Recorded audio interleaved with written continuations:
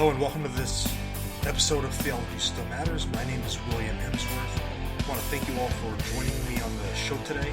And tonight's topic is something that maybe you haven't heard a whole lot about, but it is something that's very important. And it's the role of the ancient city of Babylon's, basically their influence on the writing of the Old Testament.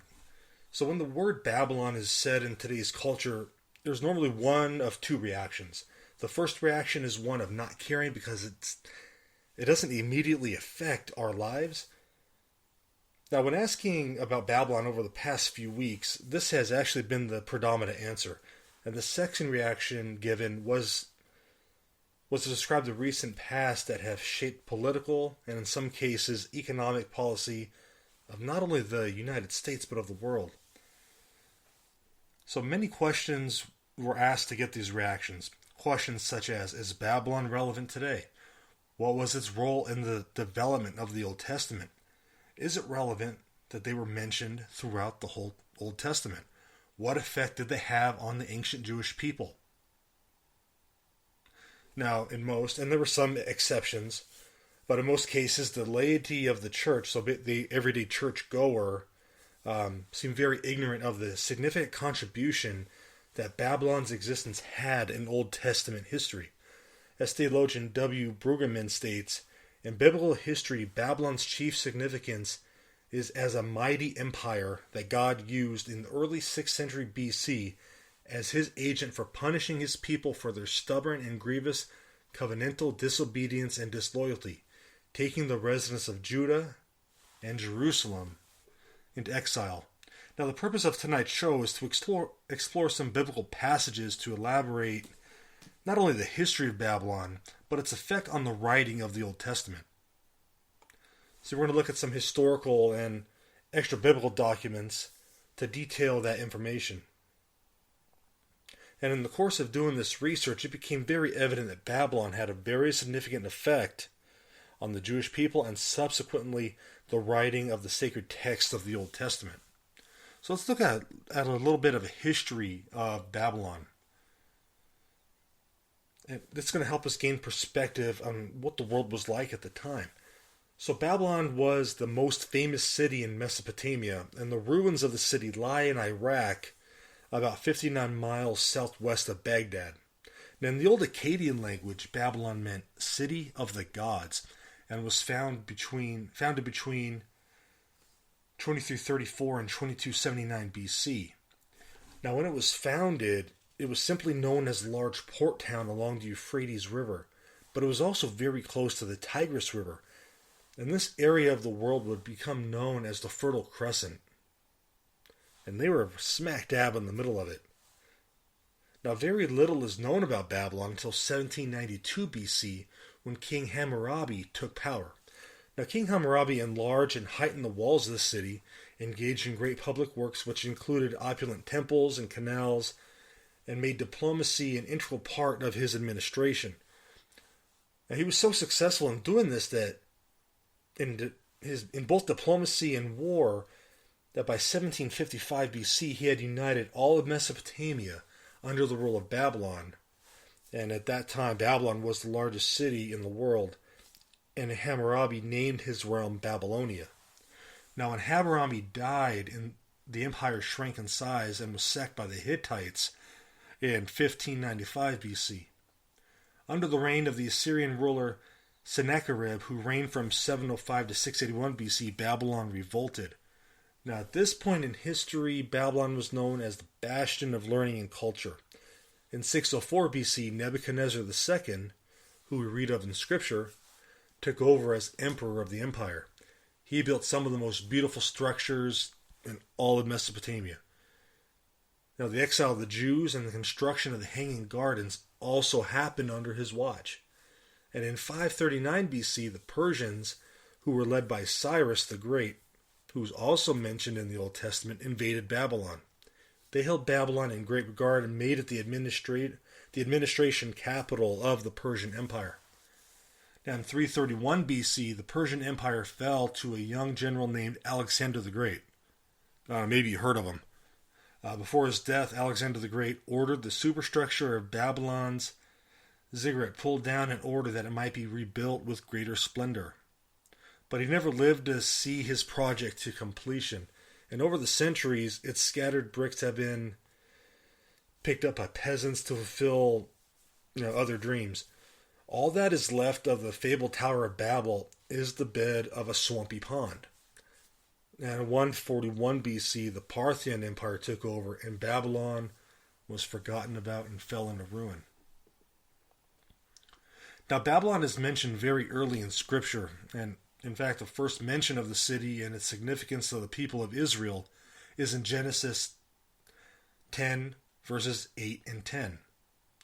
Now, those verses say, Cush was the father of Nimrod, who came to be a mighty warrior on the earth. The first centers of his kingdom were Babylon, Erech, Akkad, Calneh, and Shinar. Now, this chapter in Genesis is known as the Table of Nations, and this verse in particular traces the genealogy of Noah's son Ham. The name Nimrod literally means "we shall rebel." Now, if that is the case, he lives up to his name perfectly in regard to his relationships with the Lord and with the Jewish people as a whole. Now, the great Bible commentator Matthew Henry writes, Nimrod's aspiring mind could not rest. He was resolved to lord it over his neighbors. Now, from its founder, Nimrod, we find the spirit of the great city of Babylon. One that was blessed with natural resources because of its location in the Fertile Crescent. But they were not happy with what they had and always wanted more. The Jewish historian Josephus has this to say about Nimrod. Now it was Nimrod who excited them to such an affront and contempt of God. He was the grandson of Ham, the son of Noah, a bold man, and of great strength of hand. He persuaded them not to ascribe it to God, as if it were through his means they were happy, but to believe that it was their own courage which procured this happiness. He also gradually changed the government into tyranny, seeing no other way of turning men from the fear of God, but to bring them into a constant dependence upon his own power. There are some scholars who suggest that Nimrod was the Gilgamesh in the Gilgamesh epic. This epic was an ancient document that also spoke of a worldwide flood, but it was also significant for Gilgamesh starting the first God is dead movement. If this is the case, then Babylon and the Jewish people were absolutely bound to clash, and according to the epic, Gilgamesh sets out to kill the person responsible for sending the flood upon the earth. So let's shift gears a little bit and look at the Tower of Babel. And the Tower of Babel is found in Genesis chapter 11. It describes a people of the same language who are building a monument that will reach the heavens so they can make a name for themselves. Genesis 11, 1-4 states, Now the whole world had one language and a common speech. As men moved eastward, they found a plain in Shinar and settled there. They said to each other, Come, let's make bricks and bake them thoroughly. They used brick instead of stone and tar for mortar. Then they said, Come, let us build ourselves a city with a tower that reaches to the heavens, so that we can make a name for ourselves and not be scattered over the face of the earth. Now this story has great significance, not only in Scripture, but in world history. And according to the Concise Bible Dictionary, Babel is also the Hebrew word for Babylon. And according to Scripture, the founder of Babylon was Nimrod, which we already discussed, who was the descendant of Noah's son Ham. On that, we could assume that this occurred after the flood. The flood happened so the earth could have somewhat of a fresh start with evil people being eliminated. The people gathered and decided to build Babylon and erect a tower to show how great they are. Not only that, but they want to build it to the heavens. Now maybe this is where Babylon received the name City of the Gods. And the King James Version Biblical Commentary states in regards to this, quote, This is the cultural focus of mounting human arrogance. The tower could be a fortress. Parallels to the account of the building of Babylon and its temple tower suggest that it was a prototype ziggurat or temple mound, found first in classical form in the early 3rd millennium BC. Now the Tower of Babel is a prelude of things to come in the Old Testament. It shows the pride of a nation who sees themselves as superior to those around them. The Tower of Babel, though it is a literal event, is also a symbol of rebellion. At the center of every sin is an eye. The people had the attitude that they were better and they always wanted to show it. They grew in power and would eventually overtake the Israelites. That's also the spiritual message of the story. The writer of Genesis knew that and incorporated it so future generations would know the dangers of pride and arrogance.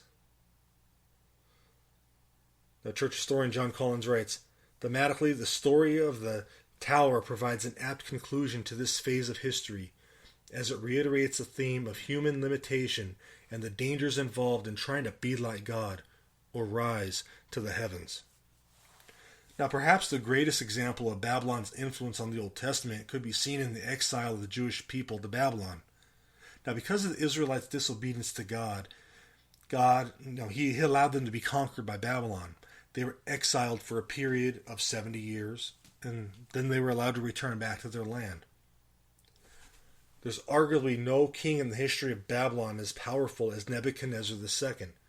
Under his rule, the Babylonians defeated the Assyrians and the Egyptian pharaoh Necho II. The Babylonian military under the leadership of Nebuchadnezzar II defeated their Egyptian foes, and that allowed them to take over all the Assyrian lands, which included Israel. Now, the events of this takeover of Israel and Judah are recorded in 2 Kings chapter 24.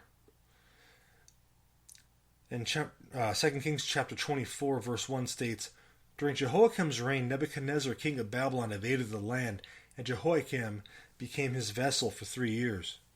But then he changed his mind and rebelled against Nebuchadnezzar. Now, as previously stated, Babylon defeated Egypt to acquire the territory, which included Judah. And for 3 years, Judah lived under Babylon. But then they rebelled, and Babylon came into the land by force. In a strange twist of fate, Babylon had become a means by which God disciplined his people for their disobedience. They were taken from their land, plundered, and the temple was destroyed in 587 BC. And a Babylonian chronicle records, year 7, month of Kislevu, the king of Akkad moved his army into Hadeland, laid siege to the city of Judah, and the king took the city on the 2nd day of the month of Aduru. He appointed in it a new king to his liking, took heavy booty from it, and brought it to Babylon.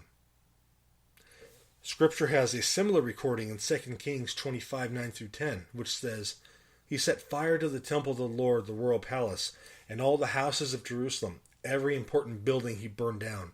The whole Babylonian army, under the commander of the imperial guard, broke down the walls around Jerusalem. The Lord used a foreign land, who did not even believe in him, as a divine instrument to help prepare their hearts for the future Messiah. Throughout the Old Testament, we read stories of the people's disobedience, but through it all, God was faithful. Throughout the Old Testament, we read of the Lord saying how he was going to discipline his people. In Isaiah, he named some, such as Cyrus by name. This event had a huge impact on the writing and style of the Old Testament. Books such as Jeremiah, Lamentations, and Daniel were heavily influenced by the events that would take place during the 70 years of exile. In Jeremiah, we read of God still loving the people and will be giving them yet another chance. The Lord goes on to say that they will be his people in Jeremiah 32:38. After 70 years, the people were permitted to return to their land, but many did not. Church historian J. Julius Scott writes in regards to that, quote, we know only little about the captivity. The Hebrews spent the period of captivity in scattered locations. Their experiences were diverse. Many never returned to the land of Israel. In fact, from this time forward, the majority of Hebrews, at every point in history, have lived in the dispersion or diaspora, that is, outside the boundaries of the land of Israel. The time of the Lord's judgment will come. It's not a matter of if, but of when. And the people of Israel and Judah never thought they would see the day in which their sins would reap punishment. As previously stated, the heathen Babylonians were chosen to carry out this deed. And this was prefaced as far back as Genesis and is mentioned throughout a majority of Old Testament texts.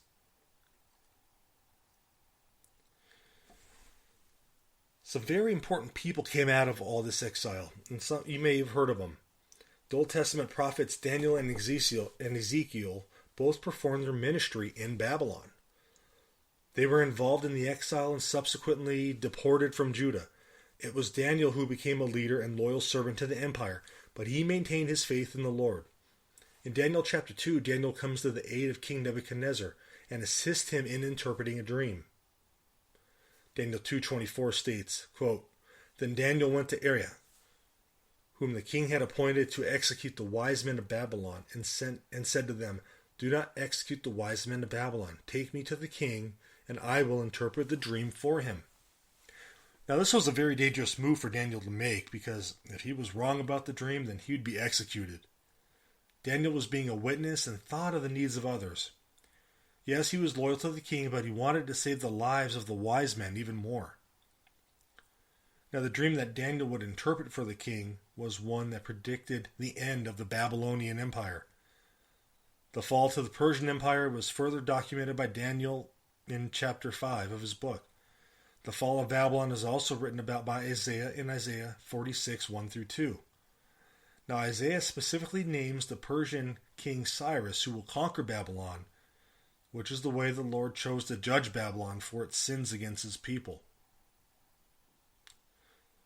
In conclusion, guys, Scripture in Babylon is mentioned in Scripture from Genesis all the way to the book of Revelation.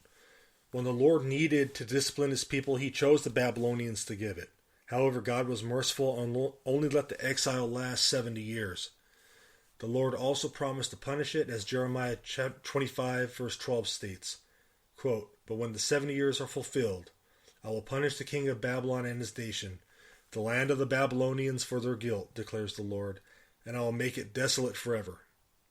Though it seems like those that are doing wrong have the upper hand, that's simply not the case.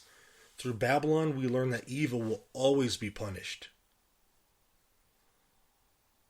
New Testament scholar William LeSueur writes, Daniel's concern over the 70 years of Jeremiah's prophecy is interpreted in terms of both the restoration of Jerusalem and also the time of the appointed prince.